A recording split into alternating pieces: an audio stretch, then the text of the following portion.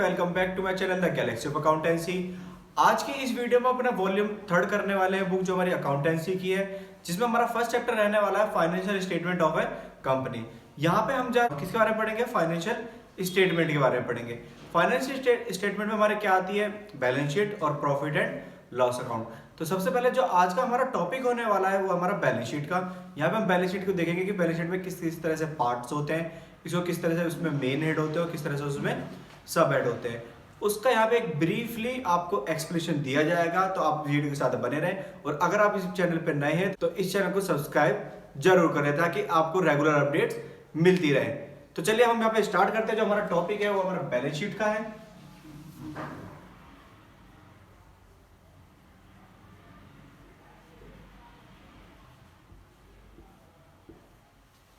So student, जैसा कि आप जानते हैं कि एक बैलेंस शीट हमेशा दो पार्ट में डिवाइड रहती है, तो इसको हम दो पार्ट में डिवाइड कर लेते हैं। यहां पे एक आपका रहेगा इसमें पार्ट 1 और एक होता है पार्ट 2।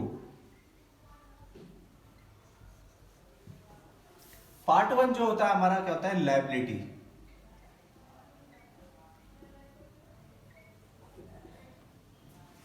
और पार्ट 2 क्या होता है हमारा? एसेट्स। तो एक बैलेंस शीट हमेशा सिर्फ दो पार्ट में डिवाइड रहती है, एक तो लायबिलिटी और एक एसेट्स पार्ट में। लेकिन जब हम कंपनी की बैलेंस शीट बनाते हैं तो यहां पे इस लायबिलिटी का नाम पूरा क्या बन जाता है? Equity and liability. तो यहां पे सबसे पहला चीज आपको यहां पे देखने को मिलेगा कि बैलेंस शीट में जो दो पार्ट करे गए हैं तो उसमें पहले पार्ट का नाम क्या होता है? इक्विटी एंड लायबिलिटी, और दूसरे पार्ट का नाम क्या होता है? एसेट्स। आपको यहाँ पे इसके फॉर्मेट में भी चेंजेस देखने को मिलेंगे साथ में, लेकिन हम यहाँ पे पहले देख लेते हैं कि हमारे इसके और कितने पार्ट्स डिवाइड होते रहेंगे। सबसे पहले हम इक्विटी एंड लायबिलिटी का एक्सप्लेन कर लेते हैं। यहाँ पे इक्विटी एंड लायबिलिटी क्यों हम टोटल 4 पार्ट्स में डिवाइड करते हैं।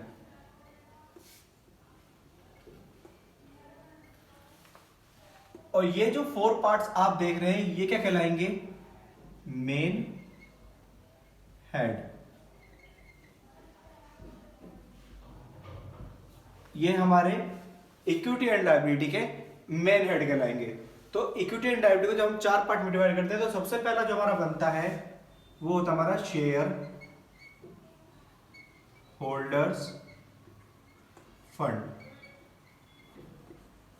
सबसे पहला पॉइंट हमारा ये रहेगा। इसमें जो पहला पार्ट होगा वो शेयर होल्डर फंड। दूसरा होता है हमारा share application money pending allotment. इसका वर्क आपको बहुत ज्यादा कम देखने में मिलेगा, इसका कोई भी बैलेंस अमाउंट भी गिवन नहीं रहता। फिर हमारा जो इसमें थर्ड पार्ट है वो हमारा नॉन करंट लायबिलिटीज, और इसके बाद होती है हमारी करंट लायबिलिटीज। तो जैसे कि आप देख पा रहे हैं हमने इक्विटी एंड लायबिलिटी का यहाँ पे 4 पार्ट में डिवाइड कर दिया गया है। ये चारों पार्ट आपको अच्छी तरह से यहाँ पे दिख रहे होंगे। पहला क्या पार्ट इसमें शेयर होल्डर फंड, दूसरा है इसमें share application money pending allotment, तीसरा आपका नॉन करंट लायबिलिटी, और चौथा आपका क्या है? Current liability. तो ये आपको जो चारों देखने को मिल रहे हैं ये आपके हैं मेन हेड। अब इनके लिखेंगे हम सब हेड। शेयर होल्डर फंड का पहला सब हेड क्या होता है हमारा? Share capital. सेकंड होगा आपका इसमें रिजर्व एंड सरप्लस। थर्ड आपको मिलेगा इसमें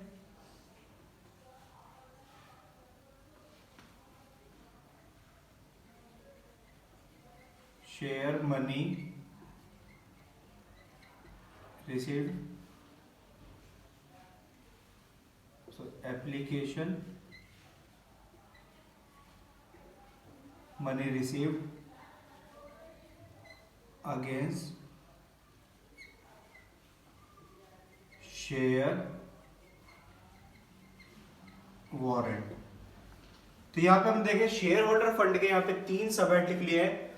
यहाँ पे आप जो भी आप लिखते चले जाएंगे वो सब हमारे क्या होंगे, यहाँ पे सब हेड। तो शेयर होल्डर फंड के हमारे 3 सब हेड यहाँ पे लिखे हुए हैं, share capital, reserve and surplus, application money received against share warrant. अब आते हैं यहाँ पे हम share application money pending allotment. तो यहाँ पे सिर्फ मेन हेड होता है, इसका कोई सब हेड नहीं होता। फिर हम बात करते हैं नॉन करंट लायबिलिटी। सबसे पहले समझेंगे नॉन करंट लायबिलिटी होती क्या है। नॉन करंट लायबिलिटी वो लायबिलिटी होती है जो 1 साल से ज्यादा के लिए हमने उधारी ले रखी है। लेकिन यहाँ पे इसको भी हम 4 पार्ट में डिवाइड करेंगे, एल डी ओ एल। इसको याद करने का आपका डायरेक्ट फॉर्मूला क्या है, L D O L. L का मतलब यहां पे क्या रहेगा, लॉन्ग टर्म बोरोइंग। डी का मतलब क्या होगा, डेफर्ड टैक्स लायबिलिटीज। ओ का मतलब क्या होगा, अदर लॉन्ग टर्म बोरोइंग। और एल का मतलब क्या होगा, लॉन्ग टर्म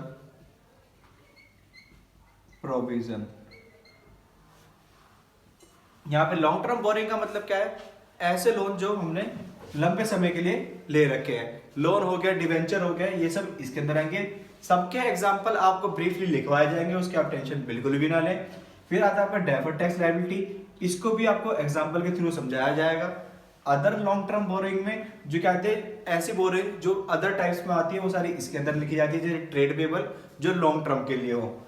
और लॉन्ग टर्म प्रोविजन में आपके आते हैं जैसे provision for gratuity, provision for earn leave, इसके बारे में आपको समझाया जाएगा जो इसके एग्जाम्पल रहेंगे। तो यहाँ पे आप देख रहे हैं नॉन करेंट लायबिलिटी को हमने 4 पार्ट में डिवाइड कर दिया है, एल डी ओ एल। तो एल डी ओ एल मतलब लॉन्ग टर्म बोरोइंग, डी का मतलब डेफर्ड टैक्स लायबिलिटी, ओ का मतलब अदर लॉन्ग टर्म बोरोइंग और एल का मतलब लॉन्ग टर्म प्रोविजन। यहाँ पे हमने इसको भी देखिए सब हेड लिख लिए। यहाँ पे आप ये जो देख पा रहे हैं ये भी क्या है, इसके सब हेड है। और इसका मेन हेड क्या है, नॉन करेंट लायबिलिटी। अब आते हैं करंट लायबिलिटी को एक्सप्लेन कर लेते हैं। तो करंट लायबिलिटी को भी इसी तरह से हम एक्सप्लेन करेंगे, एस टी ओ एस। यहाँ पे एस टी ओ एस, अब इसको हम कहते हैं फुल फॉर्म में लिखते हैं। एस का मतलब क्या होगा, short term provision, short term borrowing. T का मतलब क्या होगा, यहां पे ट्रेड पेबल। ओ का मतलब रहेगा यहां पे अदर करंट लायबिलिटीज। और एस का मतलब यहां पे रहेगा शॉर्ट टर्म प्रोविजन। ये भी क्या है, यहां पे ये हमारे करंट लायबिलिटी के क्या है, सब हेड। तो देखिए यहां पे हमने कहते हैं इक्विटेड लायबिलिटी को, यहां पे इसके मेन हेड और सब हेड आपको लिखवा दिए हैं। यहां पे आप देख पा रहे होंगे शेयर होल्डर फंड के सब हेड क्या है, शेयर कैपिटल। शेयर कैपिटल में सिर्फ शेयर आएंगे जो इक्विटी होंगे और प्रेफरेंस होंगे। रिजर्व एंड सरप्लस में आपका क्या आएगा, या तो प्रॉफिट होगा या फिर जो कोई से भी रिजर्व हो। क्योंकि देखिए रिजर्व आपको बहुत तरह के देखने को मिलते हैं। रिजर्व आपको देखो कैपिटल रिजर्व हो गया, डिवेंचर रिडम्पशन रिजर्व हो गया, सिक्योरिटी प्रीमियम रिजर्व हो गया, जनरल रिजर्व हो गया, ये सारे आपको इसमें देखने को मिलते हैं। फिर आता है इसमें application money received against share warrant. इसका भी यूज बिल्कुल भी आपकी बुक में नहीं होता, ये सिर्फ यहाँ पे लिखने के लिए होता है। जैसे यहाँ पे आपका ये वाला है share application money pending allotment, ये बिल्कुल एज इट इज सेम रहता है। इसके बाद हमारा है non current liability. Non current liability के 4 सब हेड होते हैं जो आपके सामने यहाँ पे लिखे हुए हैं, एल डी ओ एल से। फिर आपका आता है करंट लायबिलिटी। करंट लायबिलिटी के आपके 4 सब हेड लिखे हुए हैं, एस टी ओ एस के थ्रू। सबसे पहले आप इसे नोट कर लीजिए, फिर हम यहाँ पे असेट्स के बारे में समझेंगे।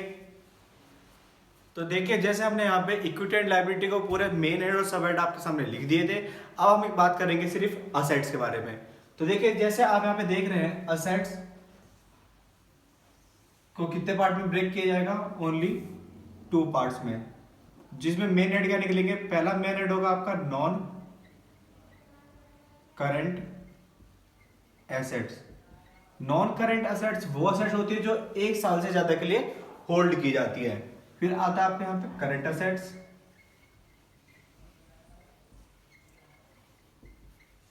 तो आपको करंट एसेट्स का पता लग गया होगा। करंट एसेट्स क्या है? जो 1 साल से कम के लिए होल्ड की जाती है।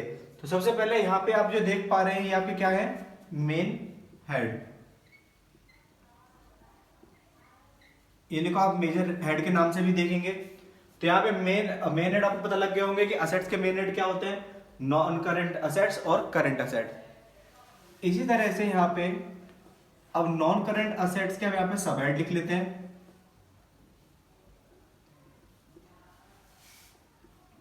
तो हमारे नॉन करंट असेट्स के सब हेड जो होते हैं वो 5 होते हैं टोटल। सबसे पहला क्या होता है इसमें? Fixed assets. ये हमारा नॉन करंट असेट्स का सब हेड है फर्स्ट। फिर दूसरा आता है इसमें नॉन करंट इन्वेस्टमेंट। तीसरा इसमें आपका रहेगा डेफर्ड टैक्स एसेट्स। और याद रखेंगे ये डेफर्ड टैक्स असेट्स है। जो आपने लायबिलिटी में देखा था वो आपका था डेफर्ड टैक्स लायबिलिटी था। फिर आपका ओ का रहेगा अदर नॉन करंट एसेट्स।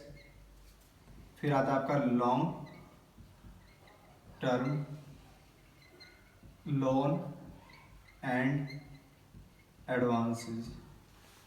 तो देखिए नॉन करंट असेट्स के जो सब हेड आपको देखने को मिल रहे होंगे ये आपके 5 तरह के हैं। सबसे पहले आता है फिक्स असेट्स। फिक्स असेट्स के अंदर आपको पता होना चाहिए कि आपकी tangible assets, intangible assets, work in progress और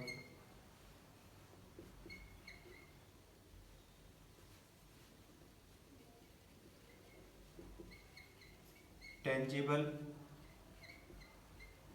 एसेट्स अंडर डेवलपमेंट। ये सब यहां पे मेंशन किया जाता है। अब आता है non current investment. Non current investment के भी एग्जांपल डीपली पढ़ेंगे। सबसे पहले आपको ध्यान रखना है कि ये नॉन करंट एसेट्स मतलब मेन हेड का क्या है? सब हेड नॉन करंट इन्वेस्टमेंट। फिर आता है deferred tax asset. Deferred tax assets भी आपको पता लग गया ये क्या है? सब हेड है नॉन करंट असेट्स का। और अदर नॉन करंट असेट्स भी क्या है? सब हेड है नॉन करंट असेट्स की। और long term loan and advance. अब आप सोचेंगे कि लोन एंड एडवांस तो आपकी लायबिलिटी होती है, तो यहाँ पे ये असेट्स में क्या कर रही है? तो स्टूडेंट्स आप ये ध्यान रखेंगे कि जो लोन एंड एडवांस है ये प्रोवाइड कराया गया है। इसका मतलब प्रोवाइड मतलब किसी को दिया गया है। और अगर आप किसी को लोन देते हैं तो आपको क्या बनती है? असेट्स। क्योंकि इन फ्यूचर आपके पास पैसा वापसी रिटर्न में आएगा और कुछ ज्यादा ही पैसा आएगा, क्योंकि लोन भी होगा, लोन के साथ हमें इंटरेस्ट की भी ज्यादा अमाउंट भी मिलता रहेगा। दैट्स मीन प्रिंसिपल के साथ आपको इंटरेस्ट भी मिलता रहेगा। तो यहाँ पे नॉन करंट एसेट्स जो कहते हैं मेन हेड था उसके सब हेड आपके सामने यहाँ पे लिखे हुए हैं। अब हम बात करेंगे सिर्फ अपने करंट असेट्स की। तो करंट असेट्स को हम यहाँ पे 6 पार्ट में डिवाइड करते हैं। CITCSO। यहाँ पे आपको 6 पार्ट दिख रहे होंगे करंट असेट्स के, जिसको बोलते हैं CITCSO। तो यहाँ पे सबसे पहले C का मतलब क्या होगा? Current investment. तो यहां आप देख पा रहे होंगे एक तो हमारी नॉन करंट इन्वेस्टमेंट थी और एक क्या हमारी करंट इन्वेस्टमेंट। तो देखिए नॉन करंट इन्वेस्टमेंट जो थी जो 1 साल से ज्यादा के लिए की जा रही है, लेकिन करंट इन्वेस्टमेंट क्या है? ऐसी इन्वेस्टमेंट जो 1 साल से कम के लिए की गई है, मतलब जैसे 11 महीने के लिए, 10 महीने के लिए, 9 महीने के लिए की गई है। अब आता है आई का मतलब क्या होता है? इन्वेंट्रीज। अब ये इन्वेंट्रीज क्या होता है?